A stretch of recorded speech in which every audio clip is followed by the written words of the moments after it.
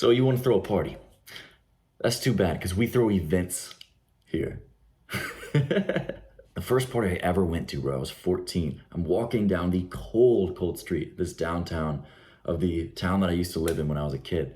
And man, like I can see my breath right now. And I'm walking around literally for an hour just to find this place. It's in the middle of nowhere. Once I get there, I realize, oh shit, my friend who's turning 15, it's her birthday, is friends with all upperclassmen. I'm 14. I am the youngest person here. I'm the smallest person here. I am the quietest person here by a lot. And honestly, I was scared.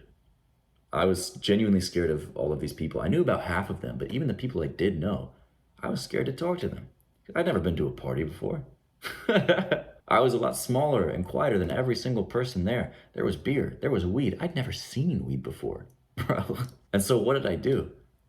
I sat in the corner and played Adventure Capitalist on my phone for 3 hours. And for a long time, this is what I thought every single party was like. It was scary. There's peer pressure. They sucked, right? So I didn't go to any. I didn't make it a point in my life to try and meet new people or find cool events to go to. My version of partying on prom night was literally watching Ghostbusters. Flash forward a few years, I'm now 20 and I'm throwing my first party unintentionally, right? My girlfriend is moving into her first apartment and she wants to have like a kind of back to school kind of bash thing where we just invite a bunch of people over, we have food, we have some drinks, watch some shows. Nothing huge, but I'm helping set up for this.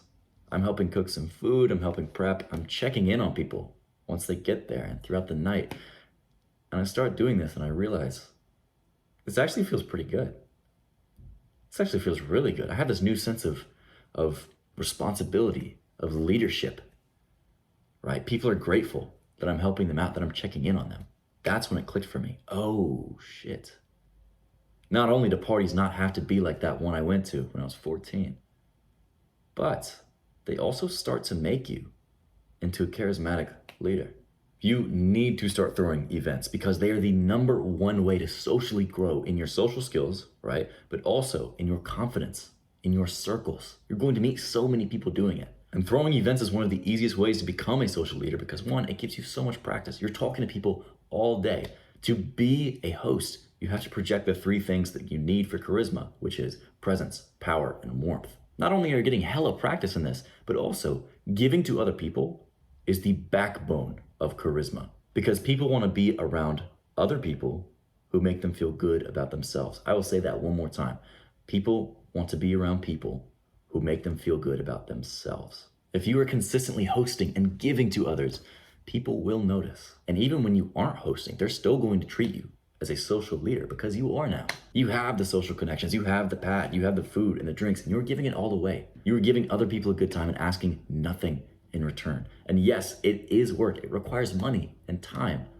But this is why most people aren't social leaders because they aren't willing to put in this little bit of work for it. But let me tell you, bro, it is so fucking worth it because people start to look at you differently. People are grateful for you. Plus, giving to other people is so fucking fulfilling, bro. It just feels good to do. And you get to party often and have incredible stories. Yeah, sure, that too.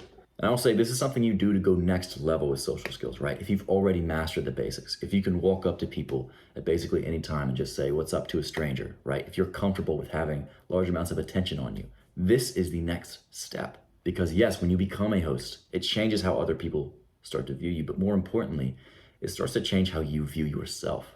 If you don't already know who I am, my name is Luke Grenoble, and we are creating a gang of like-minded young men who are no longer settling for the monotony and depression of living a life with average social skills.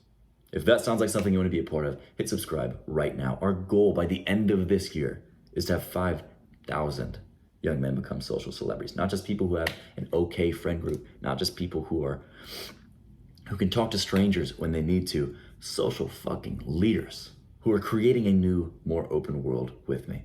Before I get into the exact details on how you are going to throw your own events, you need to know something. We throw events, not parties. Just like special events in video games, bro, something is going to happen that's never happened before and is not going to happen again.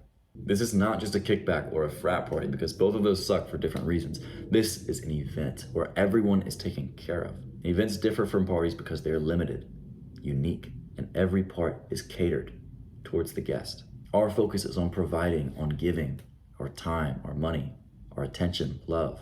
Because when you give these things away and you don't expect anything in return, right? You end up getting them back when you don't expect it.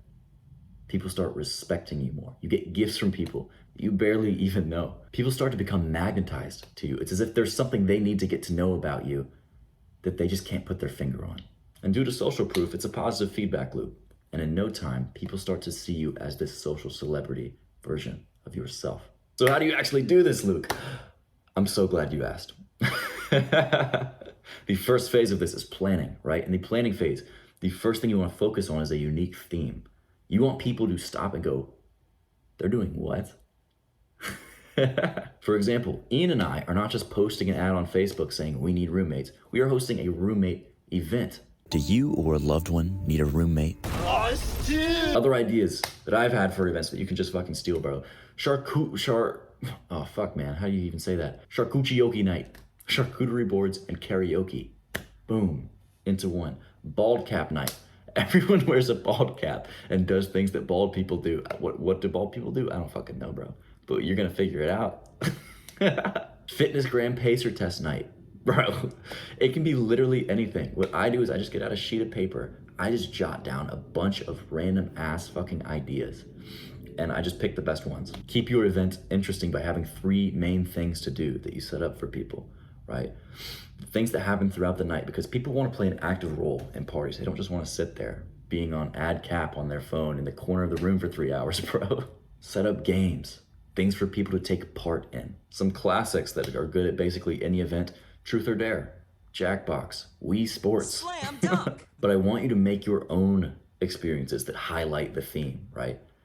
In charcuterie night, you can have karaoke competition, right? You can have charcuterie board tastings where everyone is participating. Next, have a dress code that is theme-based, because that just gives people one more thing to think about and talk about. Oh my God, I can't believe you dressed like a creeper at the Minecraft party. Next, I want to talk about creating invites. Make them fun and unique. Give all the needed details for the party, but also pique people's interest. Here are some examples of mine. A hack that I always do is put BYOB on your invitations and then provide your own drinks. This is going to make sure that 1, you have a variety of things to drink, but also 2, you are not going to run out. And send these invitations out 2 weeks in advance so people have time to move around their schedule. And when you are inviting people, invite different kinds of people, not all just one friend group, right? Most of the fun is going to be meeting different people and getting together personality types that don't always mix. When you do this, it makes it more fun, more dramatic. It also fills out the space more. And invite more people than you think you can, because not all of them are going to say yes. Also, not every person who says yes is going to show up. Now, if you're thinking, I'd love to do this, Luke, but I live with my parents, you can still make it work, bro. I never thought I could until I just tried asking. I had to do some negotiation for sure, but I made it work. So at least ask, negotiate if you have to. Worst case, this doesn't have to be at your place. Throw an event somewhere else. Go ride roller coasters. Go set up at a park. Go to a drive-in movie with the homies, bro. Lastly, go to Pinterest for inspiration on themes and decors. Phase 2 is the prepping phase. First of all, make sure your place is freaking clean, bro. No one wants to come to your dirty ass crib. You basically need to block off 2 days. 1, to set up and throw the party. 2nd, to recover and clean. When you are setting up, lighting matters a lot. Do not have a single overhead light in the place, bro. Don't freaking do it. It's not sexy. You want to have soft club type lighting. That is ideal. You can buy string lights like these. You can also get colorful lights off of Amazon for super freaking cheap, bro. And disco balls are fucking killer. Music also matters a lot. It sets the entire mood. So know your guests and know what kind of vibe you want to give off. You want it to be relaxed or energetic or moody or bright. Try to have a few crowd pleasers in your playlist, but the main thing that you want is for it to have continuity, for it to not feel jarring to go from one song to the other. Buy a speaker off of Amazon. I'm telling you, bro, just a cheap one works. I bought one for 20 bucks and I've used it for 5 years now without fail. Next, have too much food and drinks, right? You don't want people to think about, should I be eating this or should I leave this for someone else? Maybe you don't want to go as overboard as me. This is good. There's so much room in here. There's way more than I actually thought there was going to be. But have enough and have a variety of different things that people could have.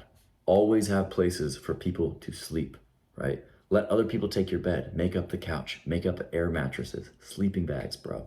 Because you only have to buy these things once and then you have them at your events to use over and over again. You want people to be able to get crunk at your parties if they want to, but you also don't want people driving home drunk.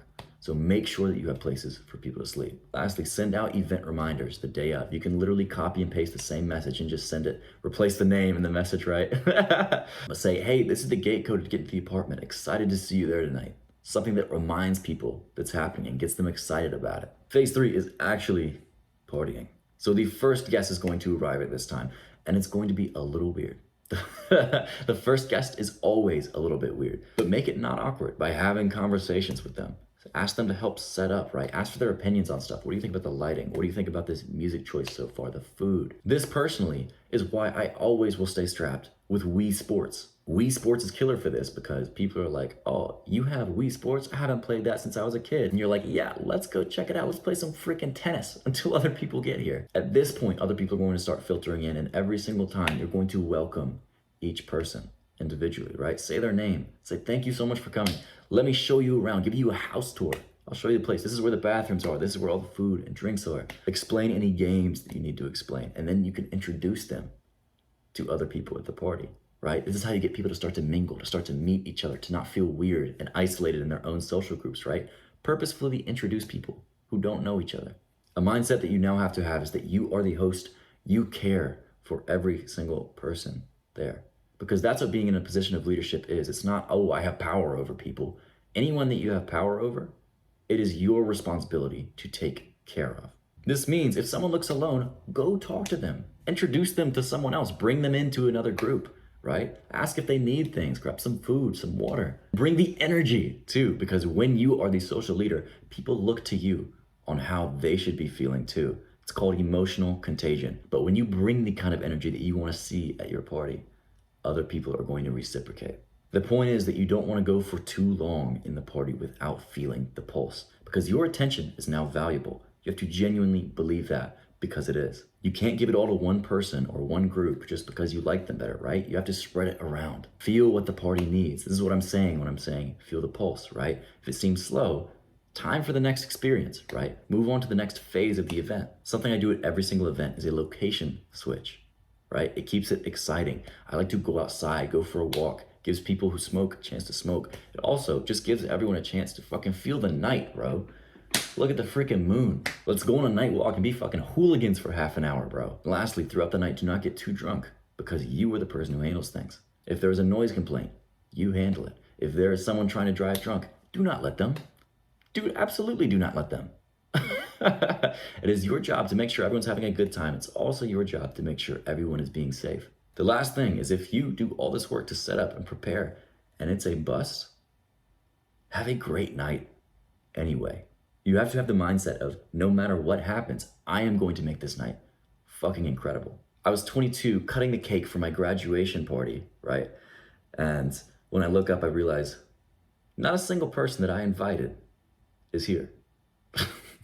My roommate invited people. My roommate had people over, but not one person that I invited came to my own graduation party. But you know what? I still ate cake. I still drank. I had a fantastic time with my roommate's friends, hanging out with my roomie. I made that time amazing because I was going to do that no matter what. And then the next party that I had, my birthday party, which was not even a month later, every single person I invited showed up. On top of that, people I didn't even invite showed up. So even if the worst case happens, bro, laugh it off. It's not that big. Plus, now people know you are someone who hosts events, and they're going to be more inclined to make it to the next one because they have that FOMO. They missed out on the first. And if at this point your brain has been dogging you with excuses like, I don't have enough friends, people don't like me well enough, I'm just not the kind of person to pull this kind of thing off, you have to realize it's not because any of these excuses are true. Your brain fucking lies to you all the time. It's because this is outside of your comfort zone. So now you have to choose. Do you want to be comfortable or do you want to grow? Leave a like or save this video to a playlist so you can make sure that each point we went over is part of your next killer event. And comment down below the event idea that you're about to throw, because not only are you going to inspire me, but you're going to inspire every single man who's only one step behind you. So act now, bro. Throw an incredible event and become unstoppable.